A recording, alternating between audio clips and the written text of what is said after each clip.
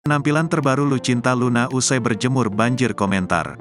Lucinta Luna memamerkan kulit barunya yang berwarna tannet atau kulit kecoklatan selama ia bulan madu di Thailand. Selebgram Lucinta Luna mengaku senang dengan kulit barunya yang berwarna kecoklatan itu. Penampilan Lucinta Luna dengan kulit kecoklatannya itu jadi sorotan.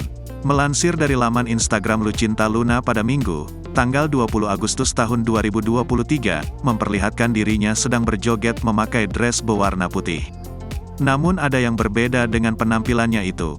Rupanya, kulit Lucinta berganti menjadi warna kecoklatan. Ia pun menuliskan warna kulitnya itu membuat dirinya semakin mirip dengan tokoh kartun Barbie.